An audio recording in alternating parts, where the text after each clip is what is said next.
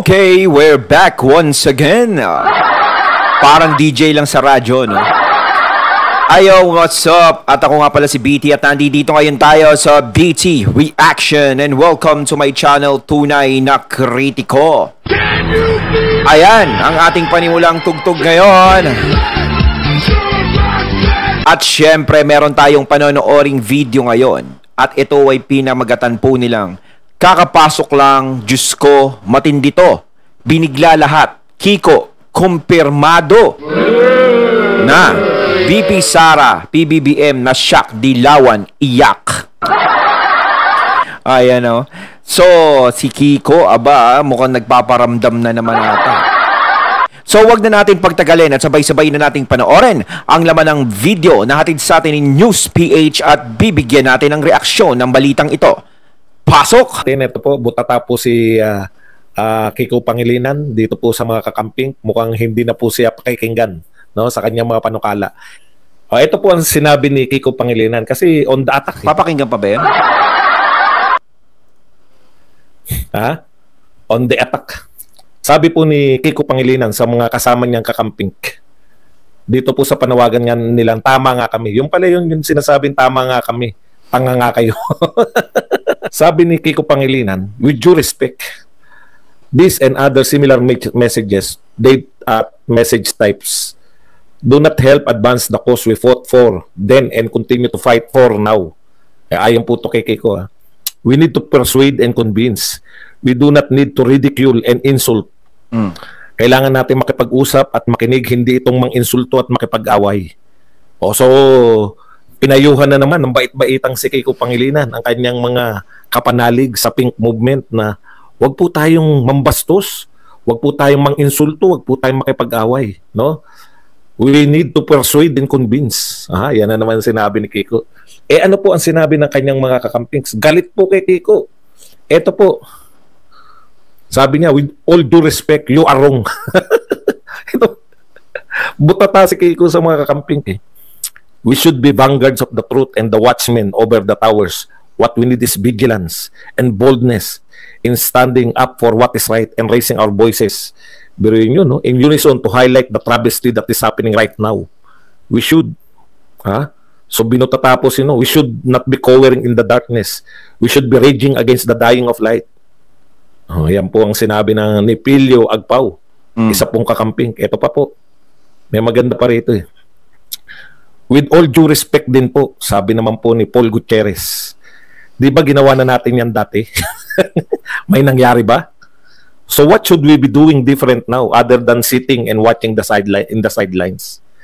Yan. Ito naman po ang sinabi na isa, I admire the kindness. But if we do kindness again, saan tayo pupulutin? The Reds and Greens are so aggressive that every day they ridicule us. So it's a no. Ayan po mga kapatid, ang mga halimbawa. Marami pa po na kinokontra rito si Kiko Pangilinan. We do not have the resources to convince these people. We will fight them. You run next year and try to win. So parang ang sinasabi nila dito is wag kang manahimik, no? Parang mali yung sinasabi ni Kiko na hindi dapat daanin sa mga magagandang usapan yan. Kumbaga kailangan, kung ano yung kinasanayan nila, dapat ganun pa rin ang gawin nila. Pero sa akin talaga, no, ang tagal na muno ang mga dilawan dito sa ating bansa. Pero, alaws pa rin nangyari. Wala pa rin, ganun pa rin eh. No? Kumbaga, nagbago lang ito simula nang naupo si FPRRD. Tapos ito, nabago uli na medyo naupo. Medyo tuloy, nakaupo na pala.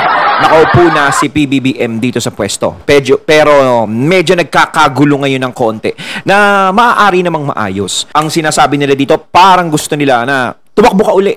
Baka magkaroon ka ng pag-asa. Lalong-lalo na nakikita nila nagkakagulo yung dalawa. Baka iniisip nila, ayun na ang pagkakataon para manalo ka. Oh, please, sabi naman po ng isa. Respect those who supported you. Abandoning them isn't respect. Miski po, ayan po, ito po ang kawalan ng leader ng mga kakamping ngayon, no? Akala nila sila pa yung opposition. Hindi na po sila ang opposition. Ang opposition po si Rodrigo na. Sa iba na, no? Po, ang tunay na opposition, hindi na kayong mga pink. Nakakaawa, no? Naawa po ako sa mga pink. Yung leader po nila, Yung leader po nila, sinasabihan sila na huwag kayong mang-away ng mga unit team. Hindi yan ugali natin. Yung tipo nagpapalakas no? Kasi tipo, ginawa na natin yan. Wala naman tayo na kumbinsi. Mang-away na tayo. Alam niyo po, hindi na po kinikilala yung mga leader nila. Si Lenny hanggang ngayon tahimik. Walang pakialam yung mga leader ng kakamping tapos tatakbo. Gusto nila manalo. Hindi, sa totoo lang, no?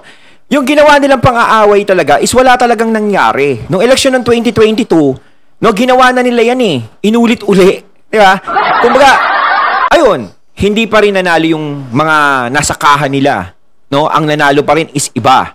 Di ba? Isa nga lang nakalusot sa kanila sa senador. Tama ba ako o hindi? Tama ba o mali? Di ba? Tapos sa pagiging vice president, napakalaki ng lamang ni VP Sara kay Kiko. At napakalaki din naman ng lamang ni PBBM kay Lenny. So, hindi na talaga ganun kalakas ang impact ng mga pink na dilaw na naging pink. 'Di ba? Parang ganun din 'yan Hindi na ganun kalakas ang impact nila sa mga tao. Kumbaga mulat na ang isipan ng mga tao, ang gusto nila mabago naman ang leader, mabago naman ang mamumuno sa bansa natin. Nasubukan na nila 'yan simula na nagpalit tayo. Duterte, tapos sinundan na ni Marcos. Tsaka hindi na talaga nagiging matunog ngayon ang mga dilawan at pink talaga. Wala na sila sa eksena Hindi katulad dati na pinag-uusapan sila. No, isang salita nila talagang nagba-viral sila. Tsaka wala nang nag-i-endorse masyado sa kanila.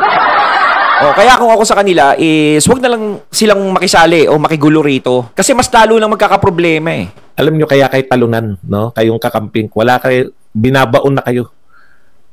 Pangarap nyo dati, mag-away yung unit team para kayo makasingit. Nag-away na Nag-aaway na Wala pa rin. Hindi pa rin kayo makasingit. Paano? Ang leader nyo si Kiko at si Lenny. Ang pinakasanang ginawa ninyo nung natalo kayo, yan nga pala, hindi naman pala kasi kayo umaamin. Di ba panalo kayo? Mga nanalo. Yung mga members nila umaamin na wala naman kayong ginagawa. Kawawa naman. Okay, punta na po tayo sa mga real issues of the day. Ayan. Ito po, marami po tayong dapat sagutin. Ito po ang sinabi ni VP Sara, no? Bagong script na naman. Ito, pinatulan na po sila sa Kanyas. Alam niyo, tama po yung sinasabi ni VP Sara. Kahit po tayo, di ba? Never po natin na nakita o narinig yung involvement ni VP Sara nung siya ay mayor o maging nung vice mayor. Hindi po nasasama pangalan niya. Tama po si VP Sara dun.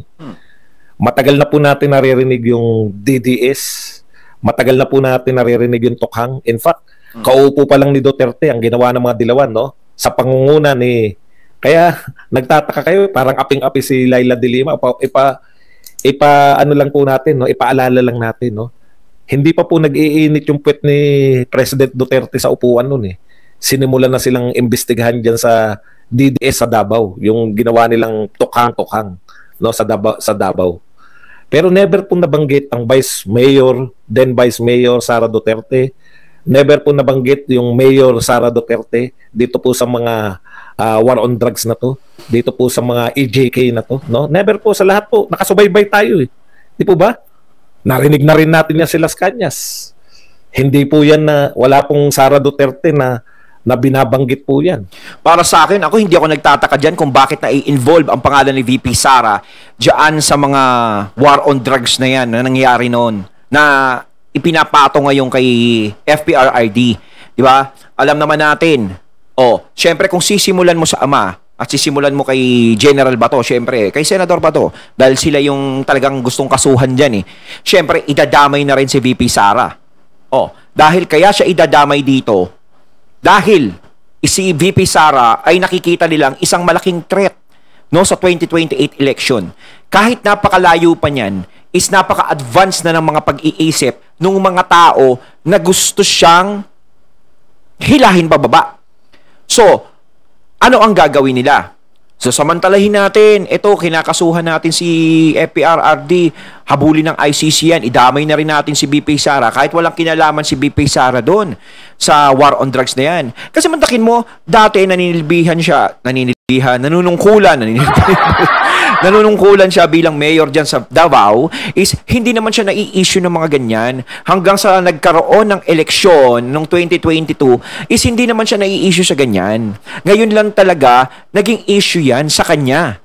Si FPRRD tsaka si Senator Bato is nai-issue na sa kanila yan.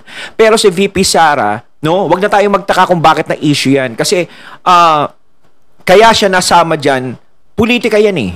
Diba? Kung pag may nakita akong buta sa'yo, isasama na kita dyan. Kailangan hindi ka manalo eh. Yun ang yun ang target talaga eh. No? Kailangan hindi ka manalo sa susunod na eleksyon. Kailangan walang Duterteng makaupo. Kailangan ang makaupo dyan is yung karancho pa rin namin, yung masusunod yung luho namin, yung tipong makakapag-spoiled sa amin. Parang ganun ang mangyayari. Kasi once na maupo si VP Sara dyan, wala nang i-spoiled na naman. Magbabago na naman. Siyempre, naramdaman nila kung paano magpalakad si FPRRD. Si VP Sara pa kaya? O lalong walang makakaporma niya, malamang. Ibig nyo sabihin, all these years na hindi involved si Sara Duterte, nung naging Vice President, involved na siya. Oo. Involved siya noong siya ay Vice Mayor at Mayor. Ang gagaling magsigawa ng script eh. No? Mahuhusay po sa gawa ng script talaga tong mga gustong pabagsakin si Sara Duterte.